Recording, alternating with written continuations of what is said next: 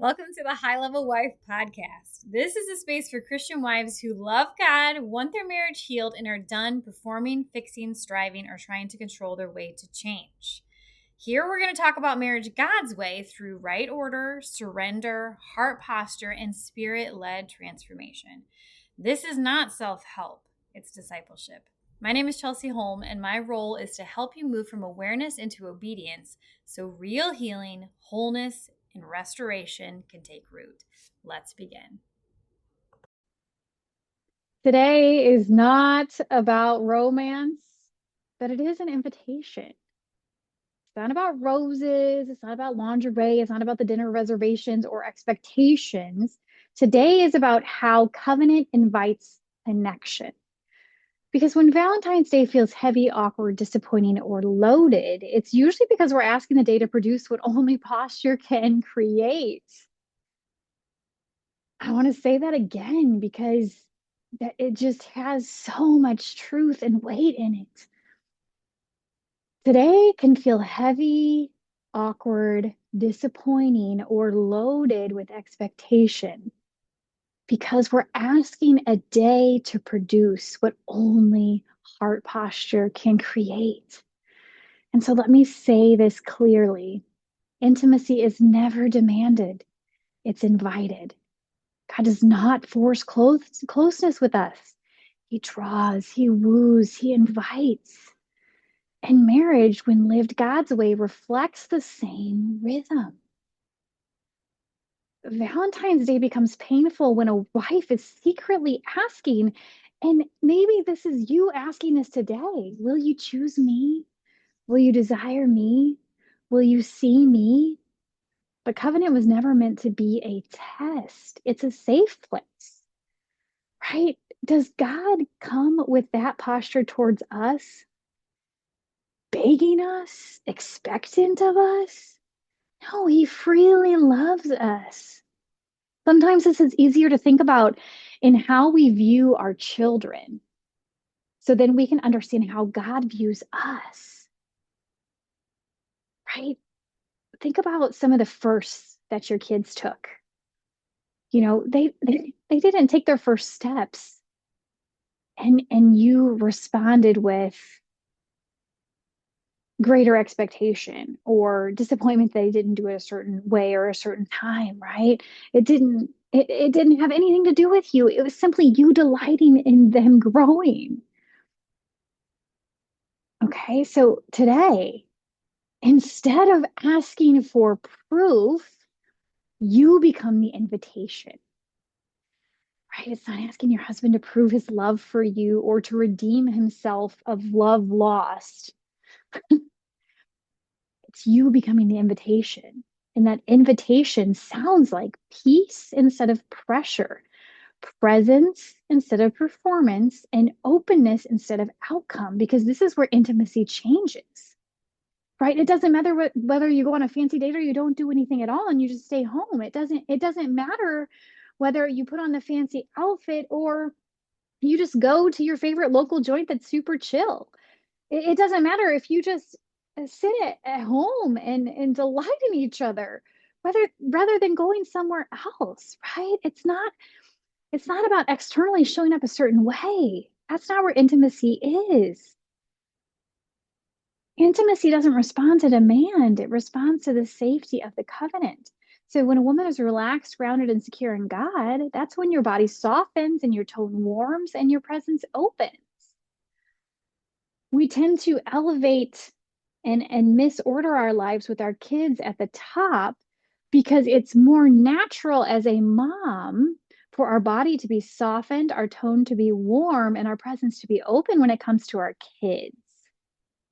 But when it comes to our husband, or even when it comes to the Lord, we continue to remain out of the right order of God, you, your spouse, your kids, and then everything else because it's not natural for us to do these things, right?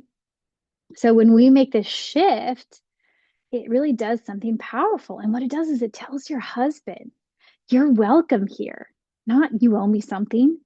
This is why the most intimate Valentine's days aren't planned, they're prepared.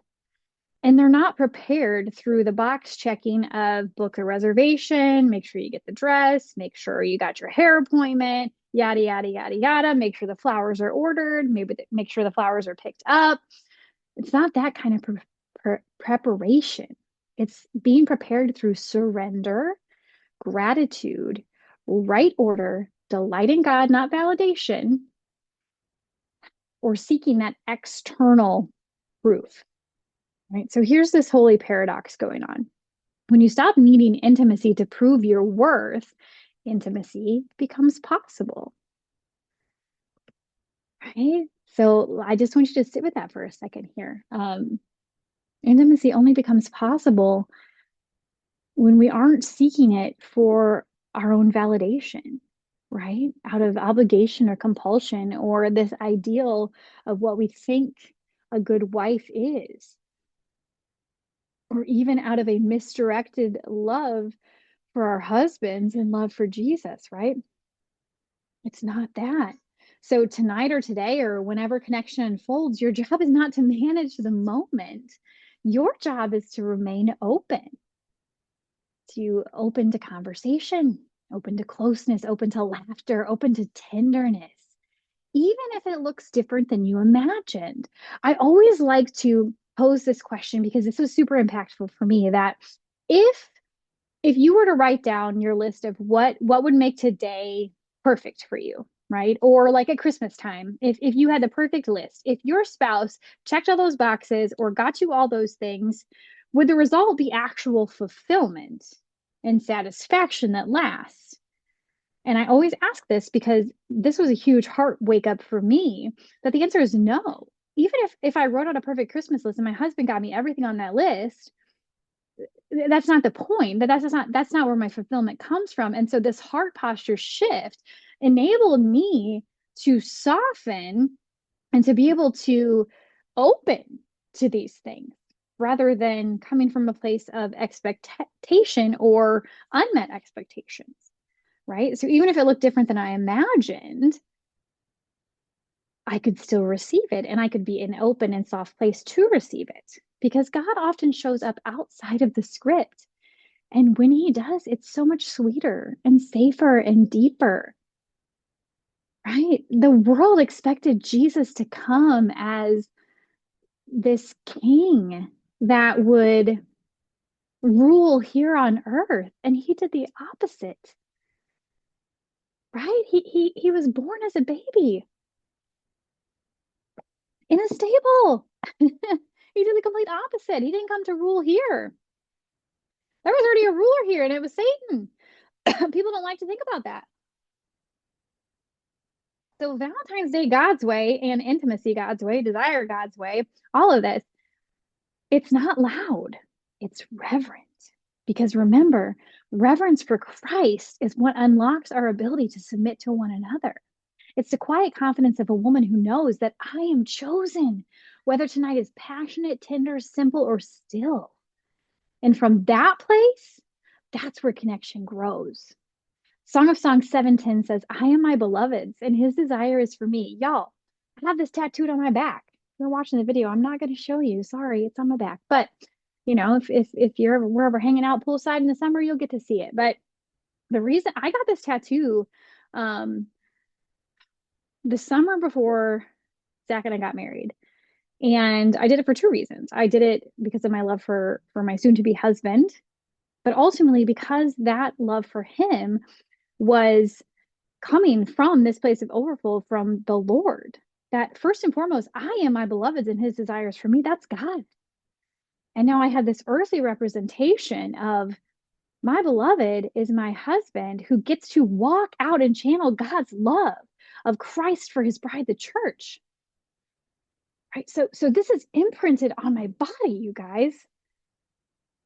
This is not earned. This is not demanded. This is declared. This is identity. This is right belief. This is right view. That then it's right order that allows us to overflow on everything else. So I want to close with this, that intimacy doesn't grow under pressure. It blooms where invitation lives. Think about back when you and your husband first were dating, right? Your husband was not like the beast in Beauty and the Beast and said, "You will join me for dinner." Excuse me? Come again? I'm scared and I'm going to run in the opposite direction, right? No, he invited you to dinner. Would you join me for dinner? Would you join me for this experience? So that's what we're doing today. Again, intimacy doesn't grow under pressure. It blooms where invitation lies. I hope you have a wonderful day. And if you need reminders, go back and listen to the days 1 through 13 of this mini series on Valentine's Day. If this episode stirred something in you, but high level wife feels like too big of a step right now, I want you to hear this clearly. You don't have to jump ahead to honor what God is doing. I created a short guided experience called From Awareness to Surrender for women who aren't ready for ongoing support but know they can't stay where they are. It includes 3 short teachings, a guided exercise, and a prayer I recorded over you. It's going to help you move from awareness into real response. You'll find the link in the show notes. And if you're not ready even for that, don't rush past this moment. Sit with God and ask Him what obedience looks like next.